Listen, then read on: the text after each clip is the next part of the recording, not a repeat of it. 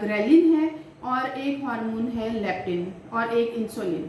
ठीक है, तो कुछ हमारे लाइफस्टाइल के, जैसे मैं आपको बता रही हूँ ना, इसमें नाइट की स्लीप बहुत इंपॉर्टेंट है। नाइट की स्लीप अगर लेस देन 8 आवर्स है तो उसमें जो ग्रेलिन है ना वो ज़्यादा प्रोड्यूस होता है। जो ग्रेलिन है वो बेसिकली स्टमक से ब्रेन को स्टिमुलस देता है कि आप अपनी ज़्यादा चीज़ें खाएं। तो अगर आप नाइट को अच्छा नहीं सो रहे हैं, रात को अच्छा नहीं सो रहे हैं, तो आपके ब्रेन को ये स्टिमुलस बार बार जाता है, उसकी वजह से आप फिर इम्प्रॉपर डाइट लेते हैं और आपका वेट गेन होता है।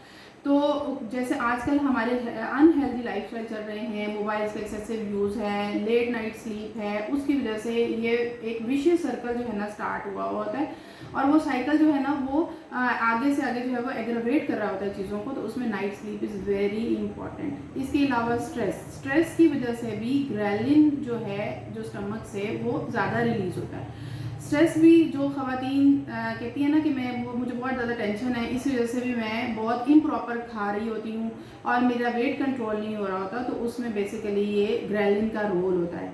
इसी तरह से जब एक्सरसाइज हम करते हैं, जैसे मैंने पहले भी आपको अभी एक्सरसाइजेस बताई हैं, ये दोनों हार्मोन्स को बैलेंस में रखते हैं, ग्रेलिन को भी और लेप्टिन को भी। कुछ अगर हम जैसे डाइट्स को देखें, हम अगर फाइबर डाइट ज़्यादा लेते हैं उससे हमारा स्टमक डिस्टेंड होता है।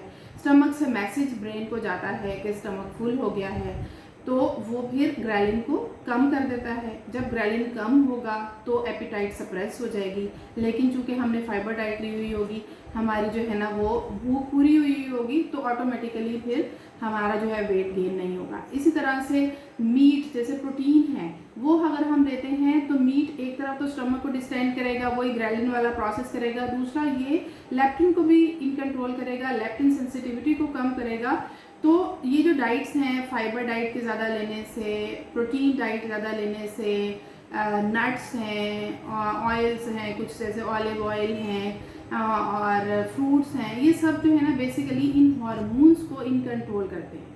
एक और बहुत इंपॉर्टेंट पॉइंट है, जैसे डाइटिंग का मतलब ये नहीं है कि आपने बिल्कुल भूखे रहना है, कुछ नहीं खाना, बिकॉज 3 to 4 आवर्स के बाद हमारा स्टमक ग्रेलिन रिलीज करता है। ठीक है, अगर आपने उसको कुछ नहीं लिया हुआ तो उससे फिर क्रेविंग्स होती हैं, फिर आप पुअर जो है ना फूड चॉइसेस करते हैं, इम्प्रॉपर डाइट लेते हैं, तो वेट हमारा अनकंट्रोल चला जाता है।